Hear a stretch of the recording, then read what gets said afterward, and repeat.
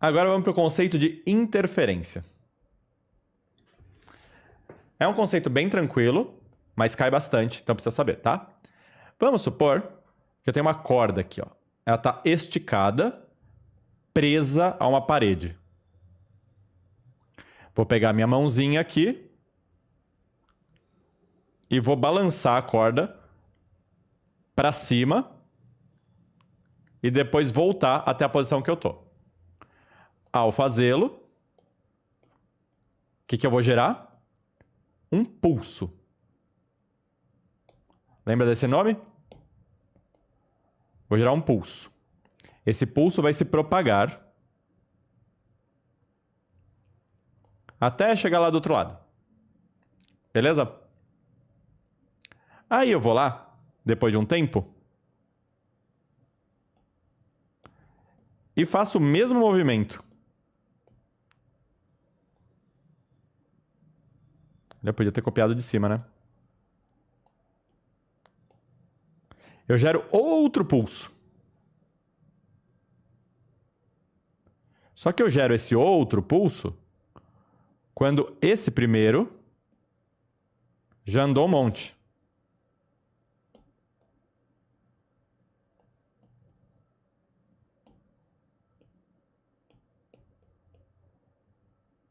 Beleza? Os dois estão lá, se propagando. Como o meio não mudou, ambos os pulsos estão se propagando em cima de uma corda, da mesma corda, então a velocidade do pulso é o mesmo. Ou seja, esse pulso nunca vai alcançar esse. A distância entre eles é sempre a mesma. Tudo bem até aí? Porém, novidade. Eu afirmo para vocês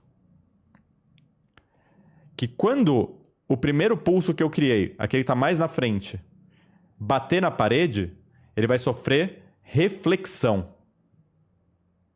Ele bate e volta. Beleza? E como essa parede é fixa, essa reflexão vai fazer com que o pulso mude de fase. Gabs, que? Assim, ó. Esse pulso vai bater. E quando bater na parede, ele vai voltar assim, ó. Beleza? Ele vai bater por cima, vai voltar por baixo. Ele muda de fase.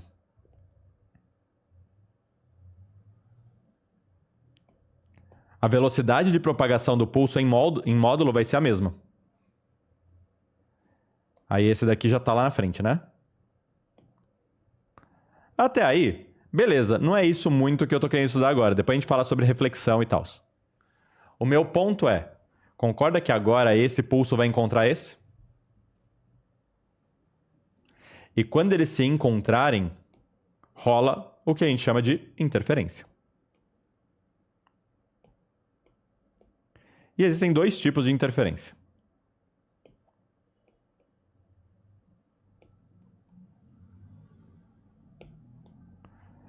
Existe interferência construtiva e interferência destrutiva.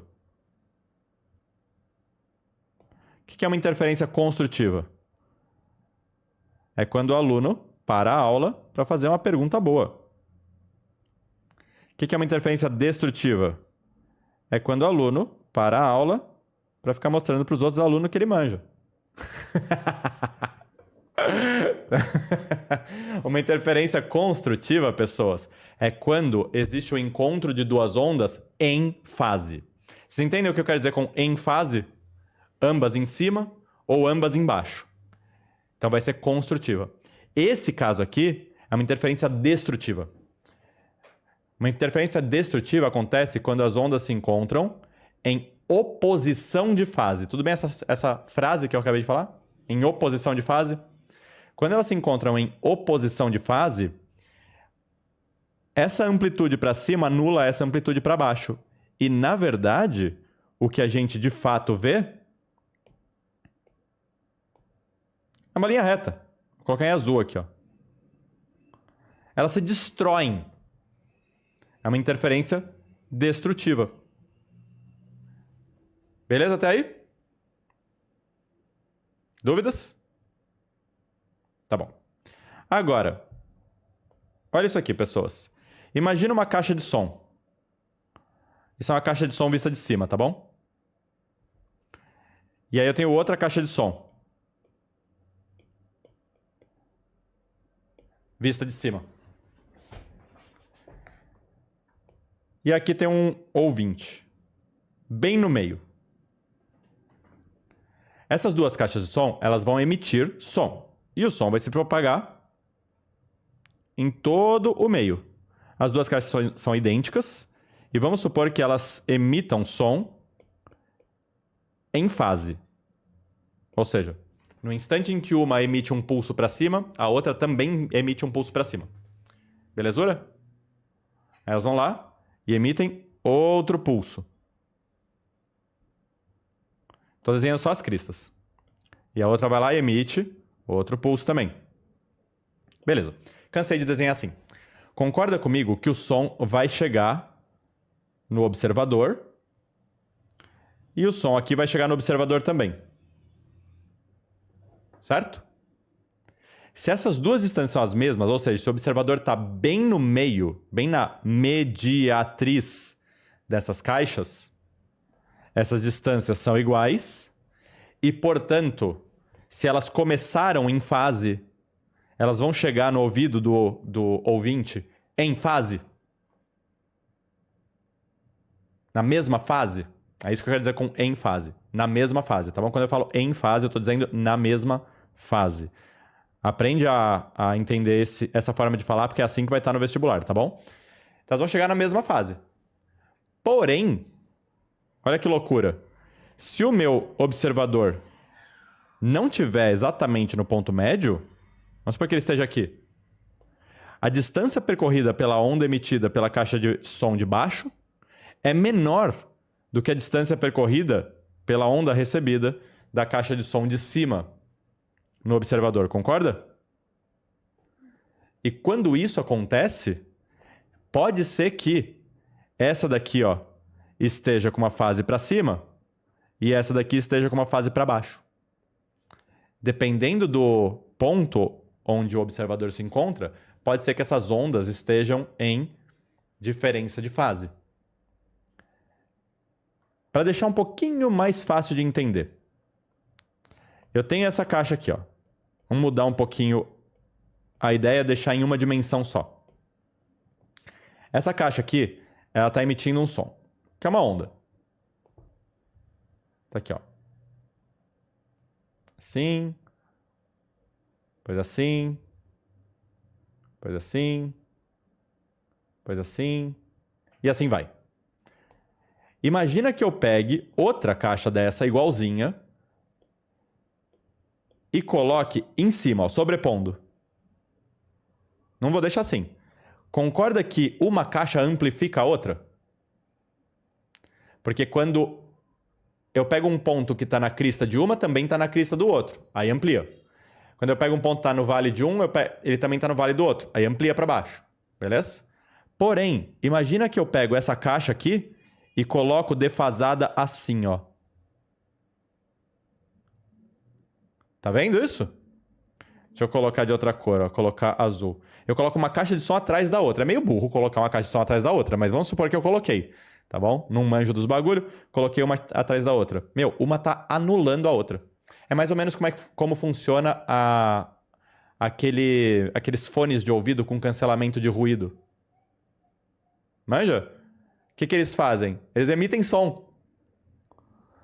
Você não ouve nada porque o som que eles emitiram está em oposição de fase ao som que eles receberam. E aí uma onda destrói a outra e você não ouve nada. Pegou? Que louco? Tá. Só que se eu colocar mais para trás, ó, pode amplificar de novo. Tá vendo? Qual tem que ser... Eu vou colocar embaixo só para não ficar bonitinho lá. Ó. Qual tem que ser a distância entre as caixas para que as ondas fiquem em fase? A distância entre as caixas tem que ser exatamente um comprimento de onda. Tá claro isso? Mas precisa ser 1? Pode ser 0, pode ser 2, pode ser 3. Concorda? Se eu fizer assim. São 2 comprimentos de onda de distância. Beleza?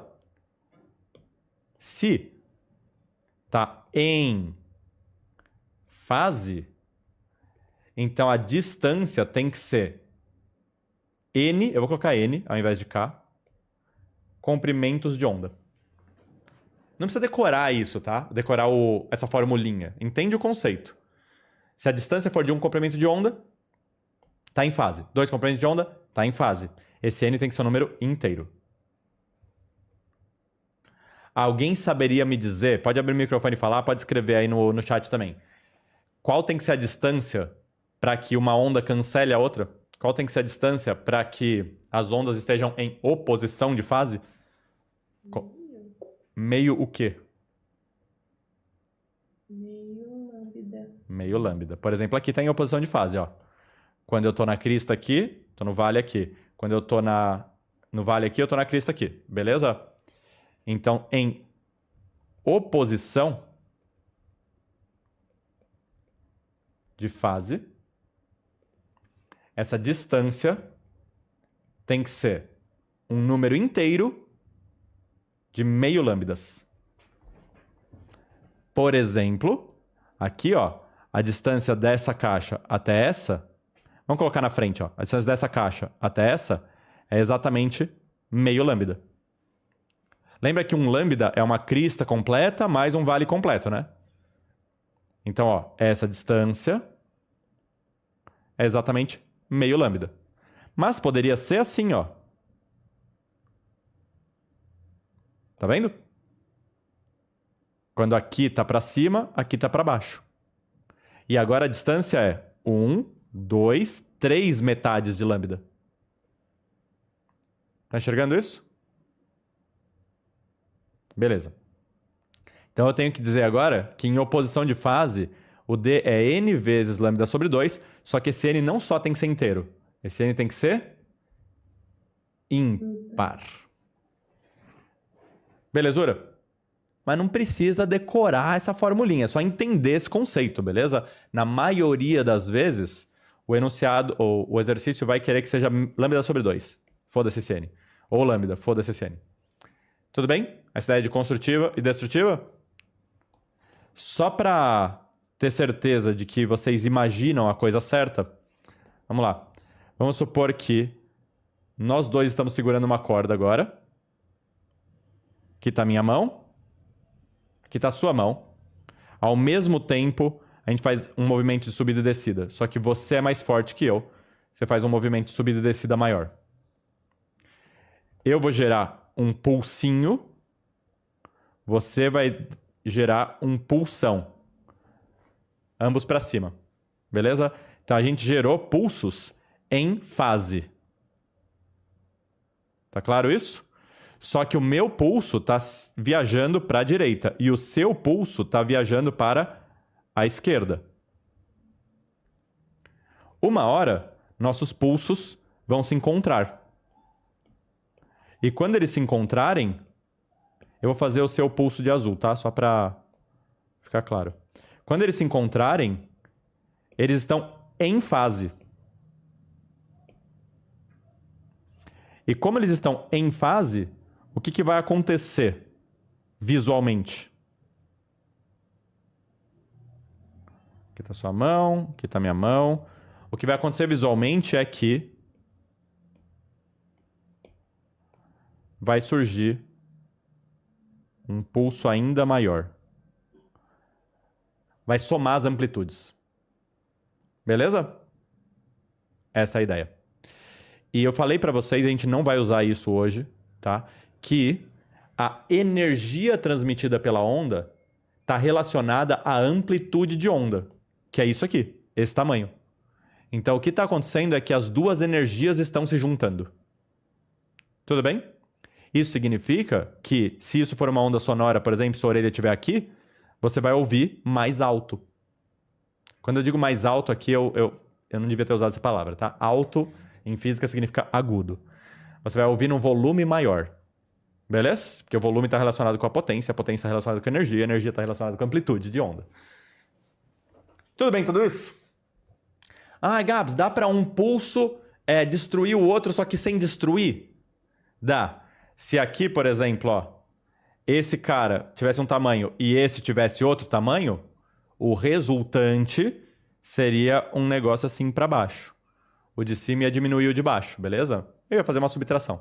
Simples assim. Tudo bem? Gabs, não entendi a ampliação disso no amplificador. O amplificador, ele funciona da seguinte maneira. Você está pensando num amplificador elétrico, certo? Tipo, numa caixa de som que você conecta na tomada ou que você põe bateria e tal. Ele pega as vibrações transmitidas. É que, na verdade, a gente faz tudo digital hoje em dia, né? Mas ele pegaria as vibrações transmitidas, usaria energia elétrica para vibrar mais forte, aumentando a amplitude de onda, sem mudar a frequência, tá bom?